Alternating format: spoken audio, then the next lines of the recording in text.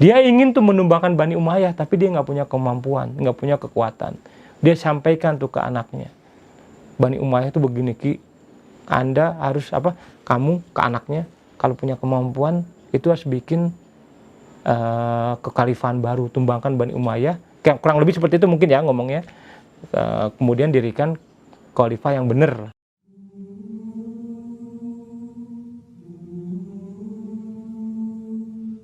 Ya teman-teman mungkin masih ingat ya, di Cililin itu rumahnya kecil.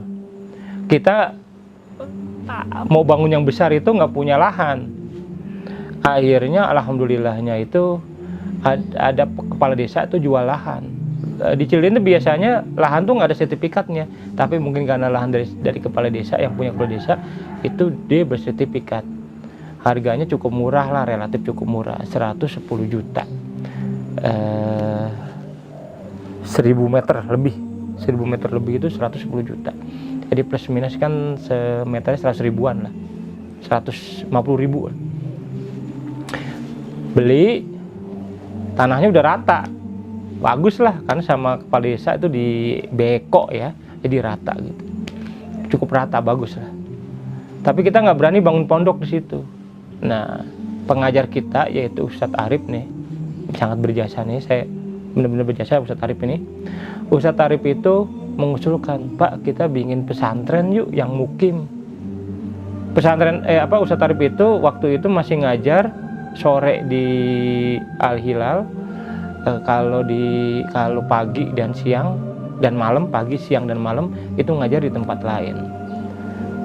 Saya bilang, Ustadz, saya bisa mungkin maksain bangun bisa ya, tapi yang ngelola siapa? Ustadz Arif menawarkan diri, Pak, saya berani ngelola, Pak. Antum nanti tinggal di sana loh. Iya, saya berani, Pak. Akhirnya Ustadz Arif ini komitmen ya, karena kalau misalnya kita bangun nggak ada yang ngelola, saya nggak bisa ya. Akhirnya bismillah, sekali lagi dari keuntungan Jabal itu, ya Allah, ini beruntung ya teman-teman yang beli Quran Jabal, itu kita mampu beli tanah kurang lebih sekitar 1.400, saya lupa, 1.200 sampai 1.400 meter, seharga 110 juta, plus kita ini bangun. Nah, ketika proses bangun itu mulai ada yang nyumbang tuh. Jadi selain dari keuntungan Jabal, jadi mulai banyak yang nyumbang, jadi separuh-separuh lah untuk pembangunan itu. Seingat saya itu karena diawasi langsung sama bapak saya, tidak pakai kontraktor, diirit-irit lah, 600 juta biaya pembangunannya. Dicatat semuanya tuh sama bapak saya, itu uang pengeluarannya 600 juta. Tapi prediksi saya sih mungkin sebenarnya ada 100 juta yang nggak kecatat. Jadi maksudnya nggak catat begini, beli besi nggak usah pakai uang Al Hilal lah, uang pribadi gitu. Nah, kurang lebih sekitar 700 juta lah pembangunan. Jadi 700 juta, separuhnya dari uang sumbangan, separuhnya dari keuntungan Jabar. Jadilah pondok itu. Saya Tarif tuh yang mimpin itu. Nah, saya masih was-was. Saya bilang ke Pak Iwan sama Kang Supri tinggal di sana deh. Kang Supri mau tinggal di Al Hilal, di pesantren Al Hilal yang udah jadi itu, bangunannya udah jadi. Mas Iwan atau Pak Iwan ngantornya selama setahun di sana. Setelah setahun udah cukup, bisa dibikin organisasinya, Pak Iwan sama Kang Supri akhirnya keluar dari situ, kembali lagi ke Geger Kalong. Jadi selama setahun itu Pak Iwan sama Kang Supri sama Ustadz Arif lah mendirikan pondasi untuk pesantren Al Hilal yang mukim itu. Mulai itulah kita mukim, pesantren mukim Ikhwan ya. Sekarang wah kayaknya enak nih, kita memperluas lahan. Kita beli lahan sekitarnya, harganya naiknya 4 kali lipat.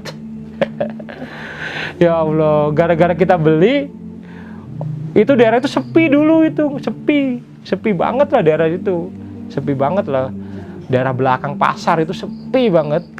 Saya pernah waktu kecil lewat situ aja ketakutan saya, itu benar-benar sepi, daerah sepi banget. Tapi udah ada jalan, walaupun nggak bagus tapi ada jalan buat mobil bisa, tapi sepi banget. Harga naik jadi 4 kali lipat. Kita beli sebelah kanannya, wah mahal banget, tapi kita beli karena butuh ya. Terus beli yang kedua ini harganya 4 kali lipat, tapi beli yang kedua, ketiga, keempat kita beli terus nyampe itu harganya kurang lebih 2 kali lipat aja dari harga yang pertama. Yang kedua aja nih, karena tanahnya pas samping banget. Semuanya takdir Allah ya. Di samping, berarti samping kanan ya, samping kanan pondok itu ada sawah. Kayaknya kita pengen belilah, tapi ahli warisnya ada 7 orang, itu 2 orang nolak dijual, 5 orang mau jual. Ya udahlah, kita pasrah aja. Selama bertahun-tahun kita nggak bisa beli sawah itu. Alhamdulillahnya tahun 2018 bisa kita beli. 7 orang itu mau tanda tangan dengan harga lebih murah daripada yang kita tawarkan. Jadi dulu kita pernah nawar dengan harga lebih mahal, tapi mereka nggak mau. Ya udah. Pas lagi mereka butuh duit kayaknya, nawarin ke kita, ya tawar murah aja. Dapatlah harga murah. Sehingga kurang lebih sekitar 6.000 meter kita punya lahan di sana. Alhamdulillah ya, punya 6.000 meter. Saya sih berharap bisa 1 hektar nanti sedikit-sedikit ya. Tanah udah mulai mahal di situ karena udah tahu itu. Dulu di sana itu paling mahal 1 meter itu paling mahal 1 meter itu 50.000. Sekarang itu kita beli itu 1 meter kurang lebih sekitar 300.000. Berapa? 6 kalinya ya. Ya Allah. Ya, tapi nggak apa-apa. Emang gara-gara ada pondok gitu. Nah, oke. Akhirnya selama bertahun-tahun itu teman-teman itu menyarankan, Pak Hendra, kita daftar kok jadi lembaga ambil zakat gitu. Tapi saya rada-rada nolak gitu. Enggak lah, kita nggak mau minta-minta. Oh, kita bukan minta-minta, kata teman-teman yang lain. Pokoknya saya prinsip begitu, kita nggak mau minta-minta. Kalau ada yang nyumbang kita terima, tapi nggak mau minta-minta, itu prinsip. Dan sampai sekarang masih prinsip. Saya baru memutuskan mengizinkan ya dibikin lembaga ambil zakat itu tahun 2018. Semuanya gara-gara ada step itu, pasti ada momentumnya. Pas Ramadan saya ngelihat selembaran di Masjid Salman. Bunyinya gini, Rumah Amal Salman sebentar lagi akan menjadi ambil zakat tingkat provinsi. Ingat kalimatnya. Rumah Amal Salman sebentar lagi akan menjadi lembaga ambil zakat tingkat provinsi. Sebentar lagi. Berarti belum. Belum ya? Kok belum? Sebesar ini belum. Ya udah. Saya beritahu ke Pak Iwan, kita bikin lembaga ambil zakat. Cari kenalan kita di Basnas siapa aja. Ada beberapa teman kita di Basnas, kita kontak. Mereka cerita prosedurnya, kita maju aja dengan berbagai macam lika-liku. Kurang lebih sekitar 7 bulan lah. Kita proses, kerja keras, memenuhi aturan Basnas, disurvei beberapa kali. Akhirnya kita bulan Maret itu 2019 resmi menjadi lembaga ambil zakat tingkat provinsi. Kalah Salman. Lembaga ambil zakat provinsi di Jawa Barat itu cuma ada 3, kita yang ketiga. Sinergi Foundation tahu ya. Dan yang kedua saya lupa, dan yang ketiga adalah Al Hilal. Malah yang Salman belum gitu. Sampai saat ini yang saya tahu begitu ya. Nah, jadi kita jadi lembaga ambil zakat resmi tingkat provinsi. Kemudian ya sekalian aja lah jadi lembaga badan wakaf. Kita daftar ke badan wakaf. Saya lupa kalau nggak salah akhir 2019 ya, Desember mungkin November. November. Desember ya, Desember kita ngurusnya dari bulan Maret, dari bulan Februari kita ngurus. Bulan Desember pas wakaf itu kita nggak resmi menjadi lembaga yang berhak jadi najir wakaf uang tunai. Jadi kita resmi menjadi lembaga yang resmi diresmikan oleh pemerintah, ditunjuk oleh pemerintah, disahkan oleh pemerintah menjadi lembaga namanya najir wakaf uang tunai. Lembaga najir wakaf tunai uang. Lembaga najir uang, maaf ya. Sehingga kita berhak untuk menerima wakaf uang. Sekarang udah mulai nih, kita udah ngurus izin lembaga sosial, kita di Departemen Sosial udah ada, Departemen Hukum HAM udah ada, di Departemen Agama udah ada. Yang sekarang kita lagi urus ternyata makan waktu yang nggak mudah. Nih teman-teman mungkin kalau tahu caranya bagaimana nih ngurus di pesantren, izin pesantren. ternyata ada lika-likunya nih, kita perlu hablum minanas juga nih. Jadi kita lagi ngurus izin pesantren. Masih udah lama tapi belum selesai, tapi kita terus aja urus terus. Nah, kira-kira gitulah ceritanya. Ini mungkin maju mundur cerita saya dari 2002, kemudian 2006, 2008, 2009, 2011, 2012, kemudian 2013, 2019 kita resmi jadi lembaga amil zakat dan wakaf. Nah, kita tahun 2002 nih bagaimana? Tiga pesantren ini akan tetap dipertahankan. Ada ide juga sih, apa kita bikin pesantren putri ya? Lah, ada kepikiran seperti itu gitu. Saya nggak mau maksakan lah. Kalau ada uang kita kerjakan, kalau nggak ada ya udah nggak usah maksain. Di Cililin itu pesantren putra, khusus putra. Nah, kalau di mana nih kalau misalnya putri? Saya nggak mau letaknya dekat dengan putri sama putra, nggak boleh deketan. Kalau belajar dari Gontor, itu mereka 80 tahun kemudian baru dijadiin putri. Jadi Gontor didirikan tahun 2000 berapa ya? 16 apa berapa gitu? Belum ada putri. Belum ada. Mereka baru ada 80 tahun kemudian, tahun 90-an. Jaraknya 100 kilo dari putra. Jauh sekali. Perlu 80 tahun kemudian kiai-kiai Gontor memutuskan bikin putri. Walaupun didesak sama banyak orang, mereka bertahan. Putri lebih berat. Bikin pesantren putri lebih berat. Nah, makanya saya juga waspada ini, apakah bikin pesantren putri apa enggak gitu. Tapi dari awal kita sudah mengkader dari awal nih. Jadi enggak ujuk-ujuk. Sejak tahun 2012, 2013 itu kita udah mulai mengkader. Adik saya sudah dikirim ke Gontor Putri untuk belajar ya. Kemudian keponakan saya di Gontor Putri juga. Dua-duanya udah lulus sekarang. Yang ketiga sekarang anak saya di Gontor Putri juga. Ini semuanya udah lama kita rancang. Jadi udah ada 3 kader nih yang putri ini. Tapi saya masih waspada ya, kalau untuk putri agak unik kan, perlakuannya dan pengajarannya bagaimana itu, jadi masih perlu dipikirkan lah ya.